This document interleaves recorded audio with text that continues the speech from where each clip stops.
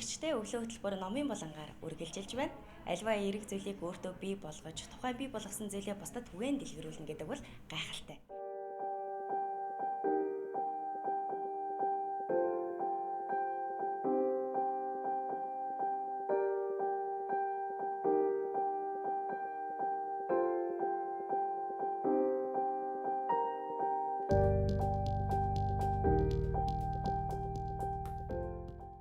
Өглөөний мэнд хүргэе. Өглөөний мэнд.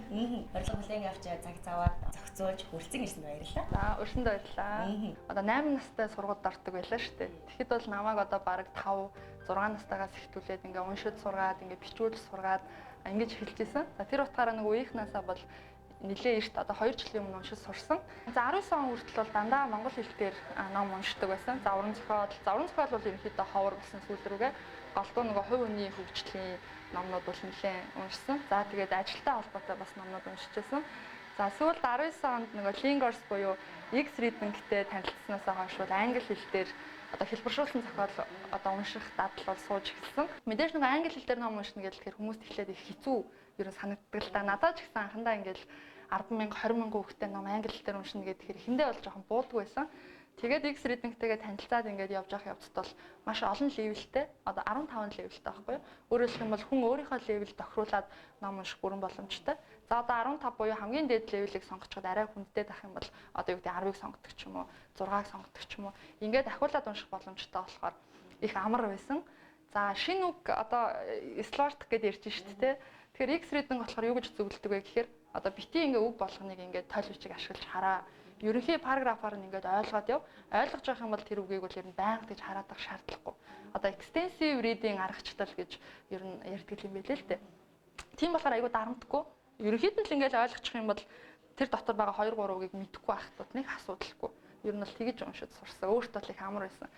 Иймэрхүү одоо нэг номыг гэхэд чинь зарим хүмүүс нь одоо нэг 5-6 сар ч юм уу тий. Зарим нь болохоор нэг сарын дотор ингээ уншиж байгаа. Тэгээд ингээ уншиж байгаа техникийг харахаар бас янз бүр. Зарим нь гүйлгээд уншиж чинь, зарим нь ингээ дахин ингээ энэ юу хэцэн болоо гэж дахин ингээ хараад уншаад байдаг.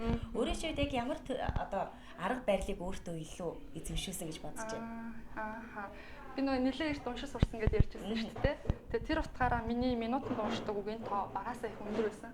За одоо монгол хэл дээр гэдэг чинь бараг сургуультай одоо хамгийн хурдан уншигч гэдэг юм уу те минутанд нэг 200 300 гаруй үг уншдаг ч юм уу. Багасаа тийм хурдтай уншдаг.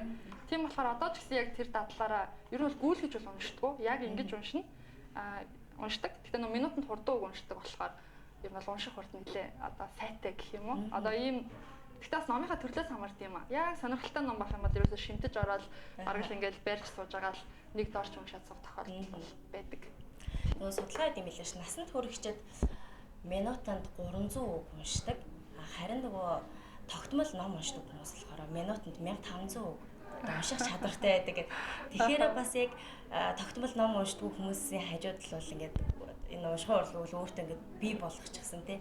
Үргэлж ингэж ном цүнхэлж явдаг, үргэлж номыг хардаг. Тэдгээр хүмүүс бол аливаа зүйлийг хүлээн авах чадвар нэгдүгээр нэмэгддэг юм болов уу хараад байгаа байхгүй. Хүмүүс чинь төвлөрөхтэй бас нэлээ асуудалтай байдаг шүү дээ. Ингээл 2 3 уншаал ингээл татаардаг ч юм уу те.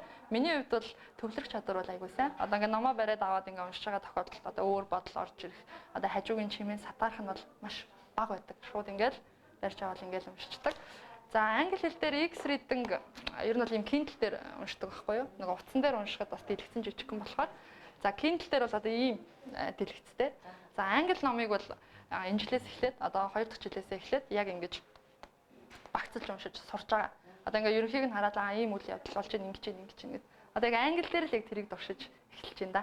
Яг ямар төрлийн номнууд нэрийг хөвчлэн уншиж байна вэ? Аль чиглэлийн илүү барьдаг вэ?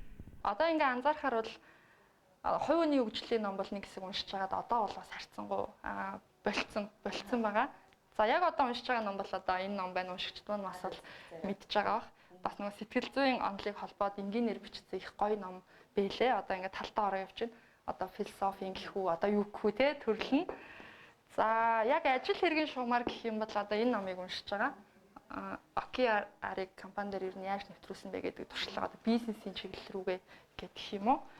За яг уран зохиолын ном гэх юм бол сүүлийн бараг 2 жилд уншиж дуусгасан гэх юм бол одоо энэ ном байна.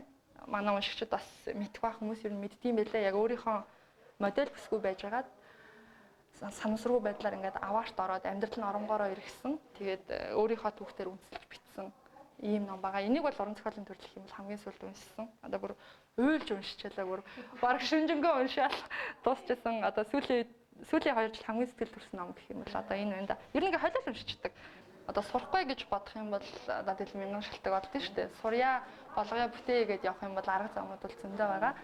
За дасгаж уншаарай л гэж хэлээ да. Манайхан ч одоо ингээл маш хурдан зориол, хурдан дуусаал, хурдан үр дүн харах гэдэг бас тийм онцлогтой юм шиг байгаа. Тэгэхээр одоо дасгаад одоо юу гэдэг өдөр болгоо ингээд тогтмолжуулаад эхний өдөр нэг 20 минут, за дараагийн өдөр нэг 30 минут энэ темпээ ингээд алдахгүй. За тэгээ явцын дунд 1 цаг болгоод ч юм уу ингээд баг багаар дадал болгоорой л гэж хэлээ. Битээ маш хурдан ороод, маш хурдан шантраарай. Баг багаар уншаад эхлээрээ дадал болгоорой л гэж хэлмээр энэ да. Удаан явах нь бол хамаагүй, гол нь тогтмол байх хэрэгтэй. Аливаа зүйлийг хэрвээ эхлэх гэж байгаа бол төгсгөлийн харалтгүйгээр эхлэлт нь илүү анхаарлаа одоо төвлөрүүлээд үзээрэй гэж одоо уриалж байна. За өглөө хөтөлбөр өргөөлжилж байна.